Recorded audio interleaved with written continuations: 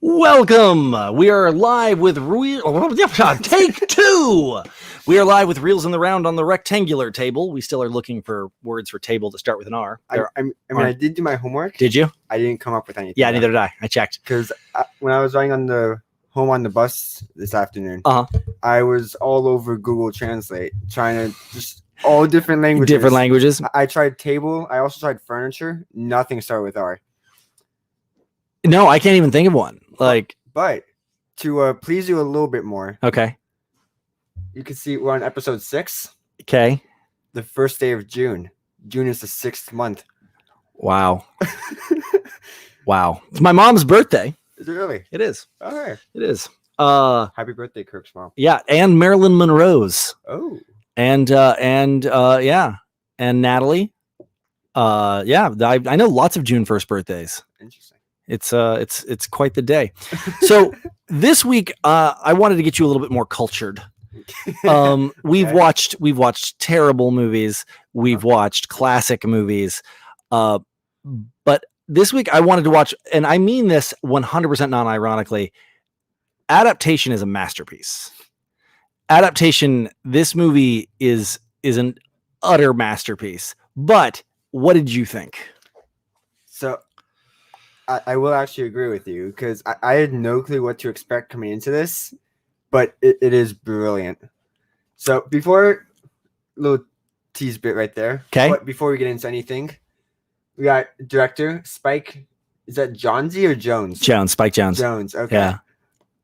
Yeah. Where the Wild Things Are. Yep. Her and Three Kings. Yep.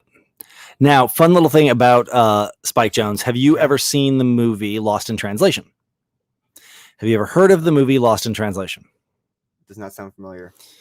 So for those of you who have heard of Lost in Translation, it's a movie directed by Sofia Coppola, and it is a semi-autobiographical film of her time married to Spike Jones.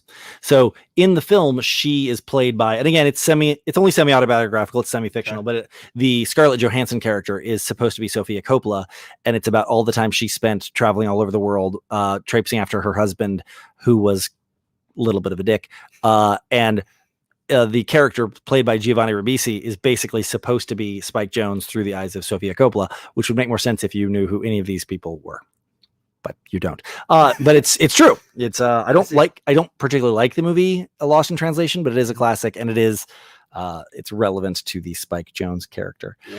Okay, and then moving on. Writer Charlie Kaufman, which we get to see him or someone play him in this movie. And, looking at that, knowing that it's played by Nicolas Cage, who is blonde in the film, it's kind of interesting that's the frizzy hair they got right. He's way more bald, he's way more fat. He's way more a lot of things. But yeah, that's Charlie Kaufman and Spike Jones. Yeah. Eternal Sunshine of the Spotless Mind is another amazing Charlie Kaufman, directed by Michel Gondry. And Michel Gondry is another just amazing surrealist director. Yeah. Pretty epic. Have you seen Eternal Sunshine? No, but I kind of want to now. So next week we're definitely watching a Charlie Kaufman, and it's and we're going to leave it up to the viewers here at some point to determine whether we are going to watch Being John Malkovich, which is kind of his first film was Human Nature, but Being John Malkovich is really kind of what put him on the map. Then this was the next film, which, as you see, it opens up on the set of Being John Malkovich. Yep. Eternal Sunshine of the Spotless Mind is a classic, or Synecdoche, New York. Those are the three that I have nominated for next week's film. Either Eternal Sunshine, Synecdoche, New York, or Being John Malkovich. I'm probably going to make you watch all three of them. The question is, which do we watch next? I see. Well, what I will say, to give my 2 cents, is when I was doing this, I saw Eternal Sunshine of the Spotless Mind. Yeah. All I saw was Jim Carrey. Yeah. And I was like, at some point I need to watch this. So it's really great because of the films, and again, this isn't as true as it used to be, but Jim Carrey through his career, I mean, if you were to say one word to describe Jim Carrey, comedian, like the genre of Jim Carrey is comedian, he has throughout his career played a few absolutely classic non-comedic roles, like truly, truly non-comedic. The Majestic was probably his first kind of, Fast Times or Times on Mulberry Road, or he did one about a really screwed up family, Life and Death on Mulberry Lane or something like that. I can't remember the name.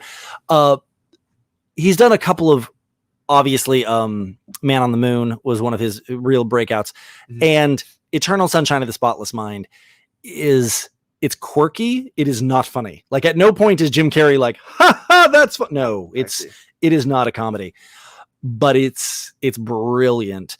So yeah, next week will either be Being a John Malkovich, Eternal Sunshine, or Synecdoche, New York. Probably Eternal Sunshine, because of those three, Eternal Sunshine is probably the most famous and the most accessible. Being John Malkovich, if you're not super high, doesn't make much sense. And if you're even if you are super high, it doesn't make much sense.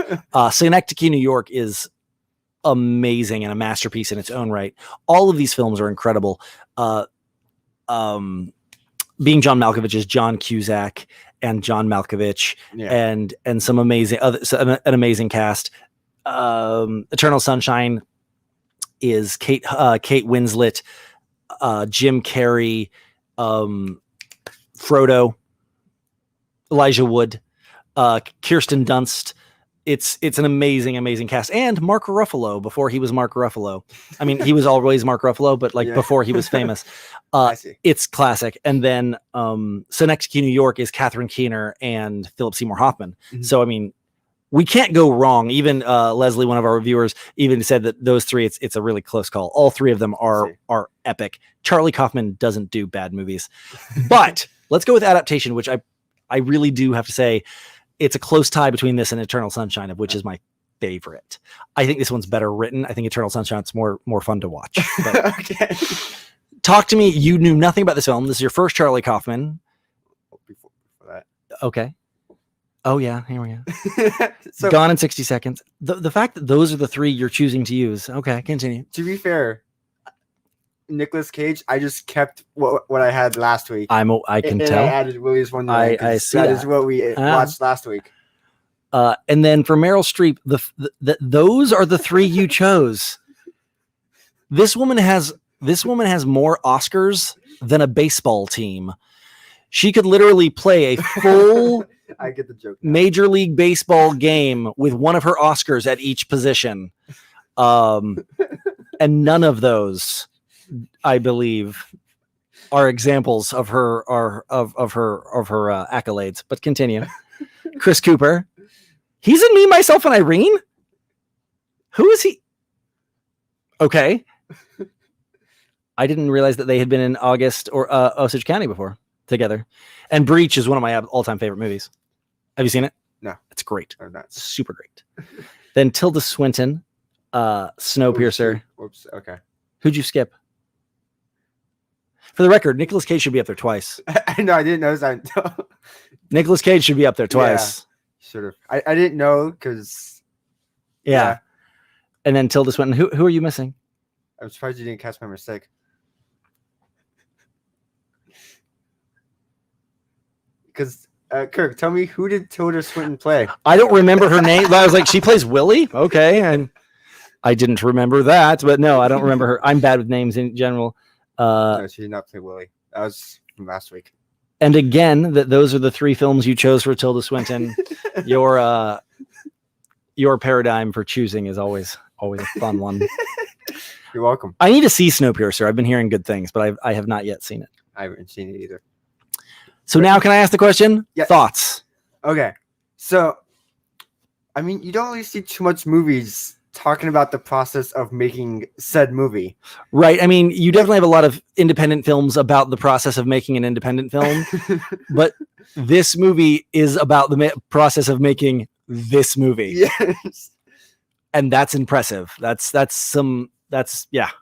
Like I've seen a movie and I was going to compare it of like the main character writing a book, but that's not the same as writing said movie. No, and what I love is like the movie opens up with him thinking about how fat and stupid he is, and then about 2/3 through the movie, he's like, oh, "We open up. Charlie Kaufman is fat and stupid, sitting in a Hollywood restaurant across," and you're just like, "Oh my gosh, he literally, we've gone full circle. We are watching him write the movie about him writing the movie in which he writes the movie." Oh my gosh. It definitely blurs the line of reality. Like I was telling you while we were watching it, his foil throughout the film and the person he talks to is his identical twin brother, Donald Kaufman, who does not exist, who is not a real person. And this film won awards for best screenplay, and that went to both Charles and Donald Kaufman, making Donald Kaufman one of the few people in history to win awards as a fictional character. Doesn't exist. Which I also sort of put Donald on. You should have. Writers. You should have. No, what's really funny here is, so this movie gave me an idea. I saw this movie when I was first in film school, and it's a great movie to see when you're in film school. Yep. So I had this idea that I was going to take Hollywood by storm, and I had the most brilliant idea. It didn't work, but I didn't follow through with it. I mean, there's always room to. No. This ship has sailed. Okay. What I was going to do is I was going to hit LA I was going to hit LA hard, and I was going to start sending out 2 different resumes. One for Kirk Westwood. Oh yeah, that's me. And one for Frank Westwood. Is your real name, right? Kirk, yeah. Kirk's my real name. Yep. And so then one for Frank Westwood. And Kirk Westwood was going to be my real resume. And Frank Westwood was going to be like I don't want to go straight like porn stuff, but like it was going to be really dark, seedy. Like all of his stuff was going to be really gritty, grimy, dark. And the persona of Frank was going to be kind of a jerk, kind of like, so Kirk Westwood, the problem here is that Kirk Westwood's kind of a jerk, but like that Kirk Westwood was going to be this happy-go-lucky, like, let's make a movie. And Frank Westwood was like, yeah, whatever, like real sullen. And I was going to play both of these characters. I was going to get 2 different cell phones. I was going to live in LA in 2 different circles simultaneously as Kirk and Frank. The whole idea being, after doing that for 10 years and taking Hollywood by storm, I was going to write a book. Okay. What was the name of that book going to be called? Let Me Be Frank. Let Me Be Frank with You. Which I thought was freaking hysterical. It was a pun that was going to play off. Like, this is the best. This is a joke that's going to take 10 years to be funny. Let Me Be Frank with You. A Tale of Frank Westwood by Kirk Westwood. It was going to be epic. Did not happen. But it all came from when I saw this movie. I was like, oh my gosh, he has a pretend identical twin brother. I can do that. No, I can't. But yeah. So, what did you think? A couple of weeks ago, you were talking about like the first lines in movies. I was, yes. Or like could be like the make or break. You didn't use those words. No, you're right. I didn't, but that's very much the takeaway. Yes. Yeah. The first scene, the opening monologue, the very first moments of a movie make or break that movie. Period. And then this movie just came into darkness and just voiceover. For like 2.5 minutes. Yes. It's not even credits. I mean, it's credits, but they're small and on the bottom, and it's pitch black, and it's a man lamenting how fat and pathetic he is. And I will stand by that statement of mine as this film not being an exception to it, but proof of it. Like, you're going into this movie, you're like, what is this movie? Adaptation? And you're imagine seeing this in a theater, pitch black, small writing in the bottom, like, presented by, and all you hear is Nicolas Cage's voice. I'm fat. I'm pathetic. Oh my gosh, I'm so fat and pathetic. I should stop doing this. Oh my gosh, I'm so fat. And for 2.5 minutes, you just hear this imposter syndrome, awful. And then it cuts from that to Nicolas Cage as Charlie Kaufman on the set of Being John Malkovich, which is just brilliantly meta because it sets the stage, because most people like myself had already seen Being John Malkovich. Yep. And we knew who Charlie Kaufman was. So when we went to see this film, it very much threw us into the moment, like Nicolas Cage is Charlie Kaufman, and here we are. Yeah. I stand by that. The first few moments of a movie make it, and I think this movie is a perfect example of that. I think this is probably one of the better examples of it. Yeah, no, it absolutely perfectly introduces you to what you're about to watch. This movie is so much more about the identity crisis of Charlie Kaufman than it is anything else. Yep. Keep going. And then one of my other semi-favorite parts is when Kaufman or Cage was just like, how did I get here? Who am I? And then just like brief, like 2-minute history of the world. Oh, absolutely. Absolutely. He's like, I'm 45 years old, blah, blah, blah. And then it's like Los Angeles, 45 million years, 5 billion and 45 years ago. And it, lava, and it gets all the way to current, and it's brilliant. It sets the stage very literally it's very amazing how it builds the stage. Keep going. Writing was like extraordinary. Like, Yeah. talks about like how terrible of a writer he is, but by doing that makes him an even greater writer. Sure. I would say. No, I Like- mean, continue. Sorry. Go on. I was going to say throughout the film, so 2/3 through the movie, he goes to a writing workshop held by, I don't remember his fake name, but it's Brian Cox. Yeah. Brian Cox is and I took a screenwriting class. I have a degree in film. I lived in Los Angeles. I went to many screenwriting workshops, and I've written several screenplays because otherwise they kick you out of Los Angeles. You know, like Sure. you try to get a job at like a car wash. They're like, okay, so how fast can you wash a car? And can we have a copy of your screenplay just for the record, just for the file? So I've written, my share of screenplays, and every rule that you hear Brian Cox say is true. And this movie systemically and categorically breaks every single one of them. Yep. Voiceover narration is so frowned upon, and the entire film is voiceover. Don't use a Deus Ex Machina, for the love of God, don't use it. And they use one. Like he literally, I would not be surprised to find out that Charlie Kaufman wrote a list of all the cinematic rules and just made sure to break all of them. And it was so glorious. The meta recursive, it is a movie about a guy writing a movie, and not just any movie, the movie you're watching. So much so, like the end of the movie is like, I figured out how to end the movie. It'll be him leaving the scene that he's currently leaving and realizing that he's figured out a way to end the movie. And you're like, it's brilliant. Is this real life? Is this happening right now? Oh gosh, it's brilliant. Adaptation's 20-ish years old at this point, maybe 18, I don't remember the year. It was either 2000 or 2002. Yeah, I mean, Yeah. It's 20 some odd years old now, and it held up. It is still fantastic. Charlie Kaufman's a hero of mine. He makes absurdism fascinating. And this cast, I mean, Meryl Streep, Chris Cooper, Nicolas Cage, Tilda Swinton, these are all, I think, I don't know about Chris Cooper, but the other three are Academy Award winners. Like, this movie is star-studded and is fantastic. I adore it. Continue. Another thing I was going to add is, like, in the middle of the movie, since we didn't know we were watching the movie he was writing. Okay. I was like, it got me thinking, because I was like, do we get to watch the movie that he is writing? Yes. Yeah. I mean, in fact, you already are. Yeah. Yeah, because I was like, is it two separate movies that he wrote for this? So that's interesting. It took you that long, because you're supposed to kind of figure that out at the very beginning, like that as he sits down to do the adaptation, that he's writing the adaptation of the movie he's but like that does make sense. That it is not ever remarkably clear until he goes, we open up with Charlie Kaufman. And like, you're like, oh my gosh. Yeah. I mean, I may have to watch it again to see like, the small details and everything. Yeah, it is. It's free on Amazon. Prime, yeah. So I have no reason not to. No, it's so classic. And, Donald Kaufman dies in it, which is super sad. Spoilers. But Donald Kaufman's a real person, so it's not really a spoiler per se. Well, it's still a spoiler. Yeah. What's really funny to me is that in the film, Donald Kaufman, the brother, he writes a screenplay called 3, which was my student film. And again, The 3. It was The 3. Mine was just called 3. And so that was always kind of funny to me. My college student film was called 3, and that was not intentional. I had not seen this film yet. Like, it was just kind of how it played out. I see. So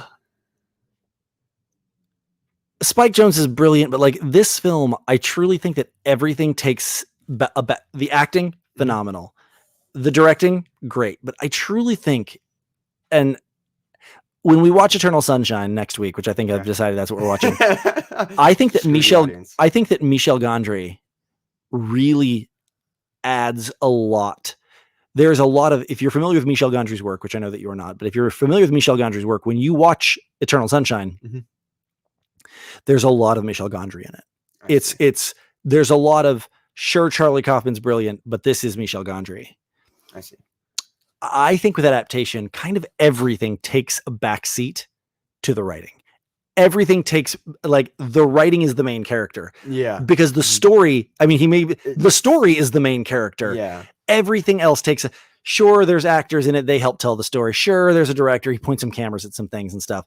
But in this particular Charlie Kaufman piece, I really think that everything takes a back seat to the writing itself. And the writing is perfect. It's brilliant. Mhm. Yeah, I will fully agree to you. And I will also say, with the writing, like, so I don't want to say it's mainly about the flowers or anything like that. It was barely about the flowers, Yeah, right? no, I was gonna go so far to say, like, you could have switched the flowers with any other subject. Absolutely. It's like, again, not to compare Adaptation to Gleaming the Cube, but Yeah, we watched Gleaming the Cube and it's a skateboard movie, but it could have been anything. It could have been like a ninja like, no, I mean, forget martial arts or so. it could have taken that. It really could have been a coin collecting club. Like, True. it could have been the chess club. You could switch out skateboarding for literally anything in Gleaming the Cube. They just they made it skateboarding because that was fun to watch. Mhm. This movie, those orchids, as much as it was a movie about the orchids, Yeah. it could have been anything. It could have been coin collecting, stamp collecting. It could have been True. classic cars. It could have been literally anything, because as much as this was a movie about the orchids, this movie had nothing to do with the orchids. This Yeah. movie was about the pains of trying to adapt an unadaptable thing. And that's impressive. That's fun. Yeah, I like when movies do that. Yeah. When, like, the main thing could be anything, but So from a technical standpoint, okay. I mean, I can't think of movies that did it particularly poorly, but like, just to name a few off the top of my head, everything from Parent Trap with Haley Mills back in the 60s to The Parent Trap with Lindsay Lohan in the 90s Mhm. to this film, of course, with Nicolas Cage playing twice, to Lindsay Lohan and I Know Who Killed Me, which is amazing. To Army Hammer in Social Network, to, you know, films that employ the same actor twice playing twins or identical characters, Yeah. interacting with themselves. And I don't know if it's Spike Jonze's directing. There's a lot of different. I think this one pulls it off, in my opinion, probably the best. Where it wasn't a gimmick for gimmicks. Well, it was absolutely a gimmick for gimmick's sake. Yeah. But just like the moments between Nicolas Cage and Donald and Charles Kaufman talking to each other Mhm. are so genuine. Yeah. And I think that's, pardon me, with the exception of, you know, a little bit with The Parent Trap. I'm not trying to exclude them, that kind of really pioneered this technology, Haley Mills, 1960s. Like the Army Hammer characters in Social Network, they are in scenes together, but they're almost always talking to a third person, and they're interacting, the three of them. I just watched the Tom Hardy one, where he plays a 1960s English gangster. The name completely escapes me all of a sudden. It wasn't a good movie. As far as two actors playing different people interacting with each other, Mhm. this really might be what I consider to be the gold standard of doing that. They do. Yeah. There's genuine emotion, like in the scene where Donald has just read the script and he goes like, "Oh, you're making fun of me," and he's like, "Oh, I'm sorry." No, it's funny. Like, yeah. both of them, the emotion on both, they are reacting to each other Yeah. very genuinely, and that is, like, I'm not gonna lie, Nick Cage, like, every once in a while you remind us you actually know how to act. And because these are two people that are identical twins and very similar, but they're foils of each other, and Yep. they're very different, and they Really do are. a really good job. Again, I can name 8-10 other movies that do this. This is my favorite, and to include Jean-Claude Van Damme in Double Impact. Yeah, I couldn't agree with you more. It's, yeah, this Like, is fantastic. Yeah. Continue though. Continue agreeing with me. I want to hear it. Sorry. Couldn't agree with you. Yeah, no, I mean, talk a little bit more about some of the other actors and the development. Because again, you went into this totally cold. I really did. Yeah. Did you have any idea? I mean, you watched a little bit. What did you know going in? I mean, all I read was like the little IMDb like synopsis, like summary that wasn't really a summary about it. Yeah, it's really hard to summarize Charlie Kaufman films. Yeah, because if I remember correctly, I think it was like it's a love story, which in a way it kind of is. They called Adaptation a love story? Like I said, if I remember correctly, Okay. I may be very loosey goosey putting words on IMDb's mouth. I wouldn't be But- surprised, frankly. Not about you. If Okay. if IMDb had called this a love story, I guess there is. I mean, to be fair, it kind of is, but it also kind of isn't. It's a soppy romantic film, I suppose. Yeah. in a weird sort of backwards way. But it really isn't. Yeah, Because this movie has many themes, it really does. but I mean, yeah. I was gonna say, like, what would you classify this movie as? Surreal. And I'm not trying to be funny. I think that, surrealism is an absolute genre when we're talking in painting. Like, this is from his surrealist period. Yeah. And they're typically in films, we don't get surreal tends to not be a genre in film as it is in studio art. Yeah. I think that all Charlie Kaufman films Are surreal. I think are best described as surreal, because all of his films, which again, you have only seen this one and I'm going to fix that, Yeah. but all of his films, like Donnie Darko, which is not a Charlie Kaufman film. Mhm. What's Donnie Darko? Surreal. Like, you can try to describe it. Just like there's a surrealist artist that I'm having the hardest time remembering his name right now. And I keep trying to say it as an example, and it's driving me up the freaking wall. We all have those moments. Someone's right now going, Kirk, how Salvador Dali. Good God, Kirk. Oh, yeah. Like Salvador Dali, like you look at his work. Oh, he's surreal, melting clocks and and even looking at him with his mustache and everything. Like, he was a surreal individual. Every Charlie Kaufman film, sure, it might have a plot in there that's dramatic or comedic. It might have other tones, but I think the thread that carries it all together is just absolute surrealism. It's like watching the inside of your own eyelids. It's just it's like watching someone else's dream and trying to catch on to the reality of it. And whereas like David Lynch tries for that, David Lynch does it in a way that I find really pathetic. I don't like David Lynch. Sorry. I think that Charlie Kaufman nails it, because it is so fun to be in these worlds. So yeah, this one, this one's a drama. Like, if you made me put it into a blockbuster category, like a Netflix category, it's a drama. It's not a romance. It's not a comedy. No. It's not an action movie. Not really. No. It is. It is a deep thought drama. Yeah. But that is so glib and disrespectful to it. I think it's surreal. I think it's a surrealist, very cerebral. It's, I guess I've seen that, it's a cerebral drama, but that sounds pretentious, but that's what I would call it. I see. And then this movie is actually based off of a book, which you probably know. Well, I mean, this movie, it really was. Charlie Kaufman was asked to adapt a book into a movie. Yeah, and he did. Yeah. But he had all of the struggles he had in this. So that's why the movie's called Adaptation. He's like, he had this real struggle writing a book about orchids. Yeah. And what that means. And so this is the movie that became of it. Yeah. So yes, I was aware of that. But okay. But the book isn't this movie. The book is the book in the movie. Yeah. Yeah. Question. Yes. When they pitched the idea of this movie, did they pitch it, or was he given the pitch for the book, and then he wrote the movie about him writing the movie about the book, or did he know about that he was going to write about the book, or did he know that he was going to write a movie about writing a book before going into it? Good question. So first off, I don't know.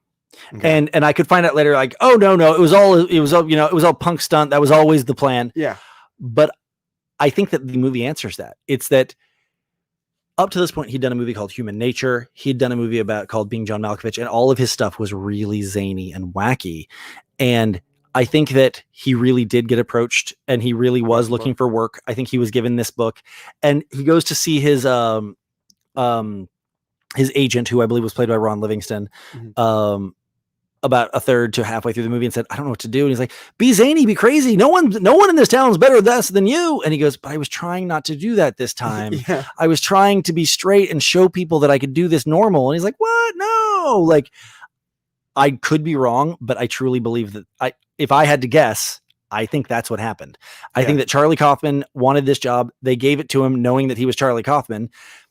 They upped his work before this. All was like this. I mean, and so I don't think anyone was surprised when this is what he brought back. Like, at all. Yeah. I tend to want to believe there is a Santa Claus, damn it. I tend to want to believe that the story in this is the story of this, that he really did my brain. He really did I'll go through the struggle. the struggle depicted in this film is the struggle of this film. I could be wrong. It could have all been set up to begin with, but that is to quote Radio Flyer, that is the story that I choose to believe. I see. Well, not to keep repeating myself, but I mean, that is kind of what I was going with. Yeah. Because I was going to, because especially to show like all the raw emotion in the writing and to know going into that. Yeah. Like that you're going to write a movie about a movie, or you're going to write a movie about writing a movie about writing about a book. Yeah. That's going to be hard to portray like the same emotion and everything that you had with this movie. And if anyone could do it, it's Charlie Kaufman. But again, I truly, given everything I've read about how this was semi-autobiographical and stuff, that I tend to believe that, obviously with weird exceptions like Donald Kaufman doesn't exist. Yeah. And actually, that may be where the semi comes into play.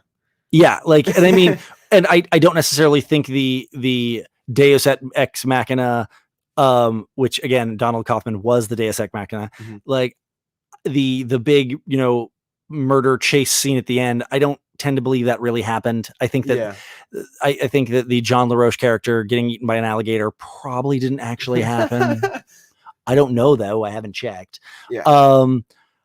But yeah, I want to believe that the story in the movie is the story of the movie as it is portrayed. I could be wrong, but that's the reality I choose to live with. Maybe that's what he wants, I think. And for the record, if Charlie Kaufman tells me the sky is red, I'm going to say, you know what? Sure. I love it. Okay, so do you have anything else to add, or? No, I think, I mean, as far as the, this movie is about the writing, Mm-hmm. as I think all, as I think truly all Charlie Kaufman films are, but this one I think more than most, where the other films that I've seen the director, even like, I love Spike Jonze films. Yeah. But like, I had forgotten this was Spike Jonze, and had you asked me who had directed this, I wouldn't have been able to tell you. Whereas if I'd forgotten that Michel Gondry directed Eternal Sunshine, and I saw Eternal Sunshine, I was like, I don't know, but that felt a little Michel Gondry. Like it's not quite Baz Luhrmann, not enough sound, not enough songs. It's not quite. Yeah.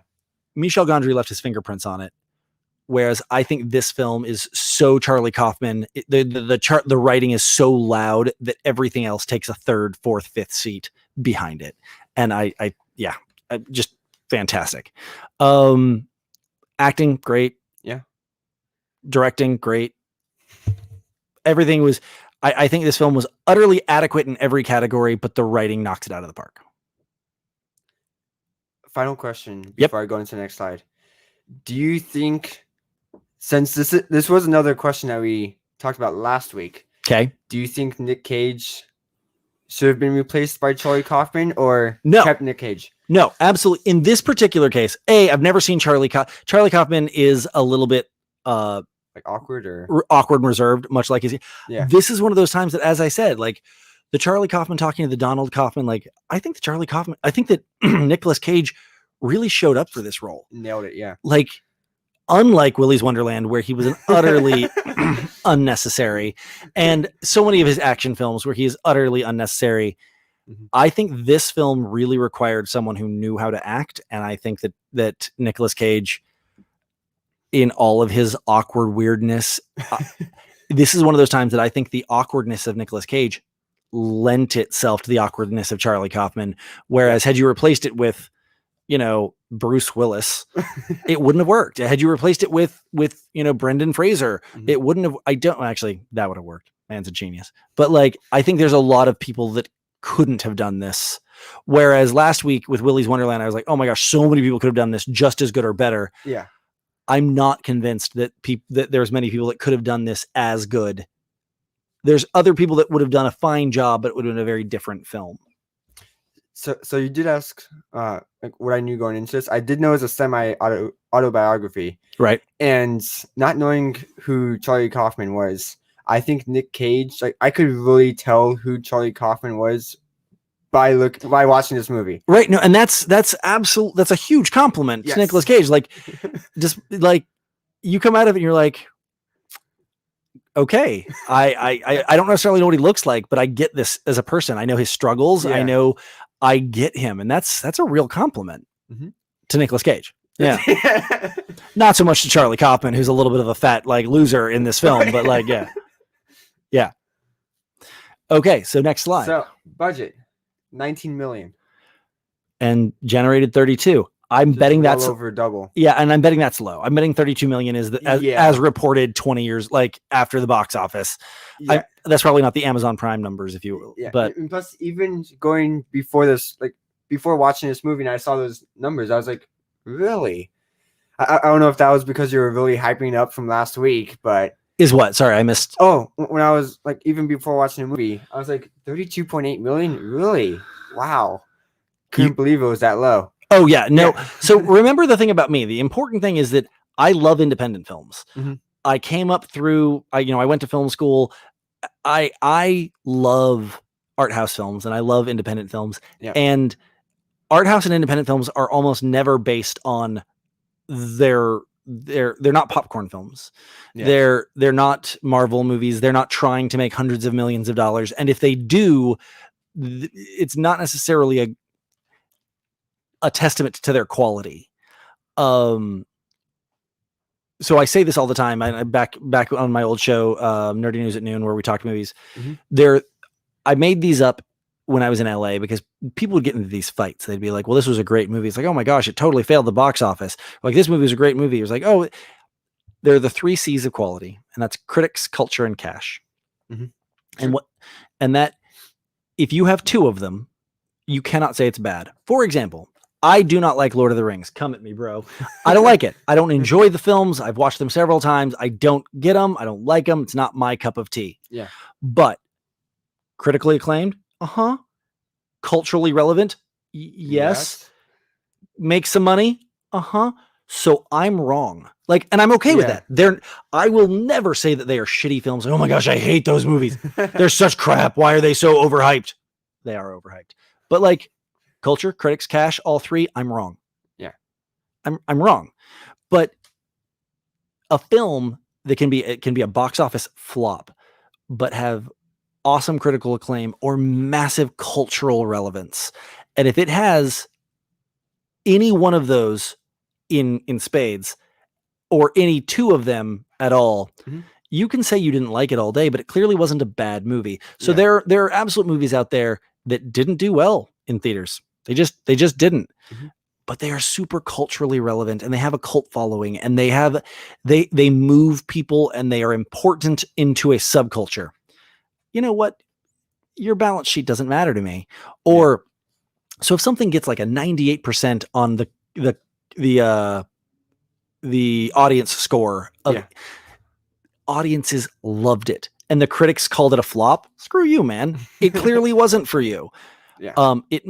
So critics, culture, and cash. And if you have any one of them stand out or any 2 of them at all, it's a great movie. I love independent films. This movie, it made money. It didn't make tons. 91% on Rotten 20, 83% on Metacritic. That's unheard of high. 77.7 on IMDb is strangely low. But this one, 2 Academy Awards or 1 Academy Award and 1 BAFTA. It made it culture, critics, cash.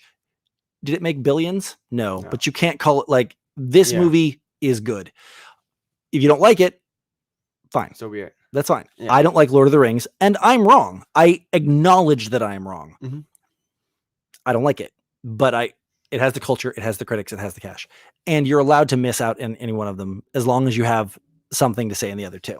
If you flop, win nothing, but Razzies don't count. Razzies don't count. And if everyone hates it, makes no money, and okay, that's a bad movie. Sorry, just is.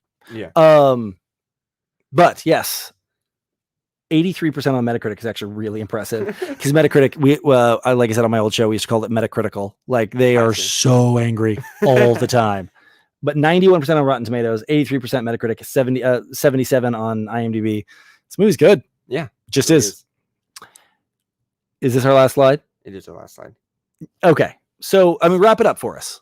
Okay. Well, like I said, I couldn't agree with Kirk anymore. I Couldn't agree with, more. Yeah, I couldn't agree more with Kirk. That should be the title of this video. Just Ronan agrees with Kirk. No. 1,000 times. No. Again, so yeah, Right. continue. Brilliant movie. Really based in the writing. I mean, Heavy writing piece. Yeah. Half of the, not even half, but like 9/10 of the movie is Cage writing. Is dialogue driven. Yeah. Yeah. It's a very dialogue, or not even dialogue, because a lot of it's voiceover narration. Yeah. It's just, it is just writing. There's like no action whatsoever in this movie. Oh, come on. Someone gets eaten by an alligator. Well, I said like no, which means there's very little. So John Paul says, if we're going to keep watching Nicolas Cage movies, we have to keep Matchstick Men on the list. Matchstick Men is good, but actually we're pivoting and we're sticking with Charlie Kaufman films. So next week we're doing Eternal Sunshine. But you're right, Matchstick Men is a very good film. It's a very good film. Have you seen Matchstick Men? We should add that down the line. But I'm interested. You know, like I said, Ronan's 20 years younger than me. He's coming up at this, and I'm just kind of trying to introduce him to different things. Mm-hmm. Charlie Kaufman's going to be. We started on film noir back in November when we started, November to January. That's right. It was terrible movies in November. November, December was terrible B movies. Yep. January, February, we did film noir because it's my favorite genre. We moved to kind of the biopic and the historical pieces. And we moved into like horror, thriller, actiony sort of suspense movies. This next chapter of the cerebral dramas, I think I'm going to really, really enjoy because they take a special level of watching. They take a special level of thought, and it's going to be it's going to be fun. So next week, guys, if you want to follow along, we're watching Eternal Sunshine of the Spotless Mind. It's Michel Gondry and Charlie Kaufman. Again, Jim Carrey, Kate Winslet, Mark Ruffalo, Frodo. Dang it, what's his name? Elijah Wood. Great film. We'll be watching that again next week. And anything else before we send them off? Kirk. You want to hear a joke about ghosts? Not even a little bit, but I'm resigned to it. Oh, okay. What's your joke about ghosts? You're supposed to say like you wanted to hear it. Okay, yes, I want to hear a joke about ghosts. That's a spirit.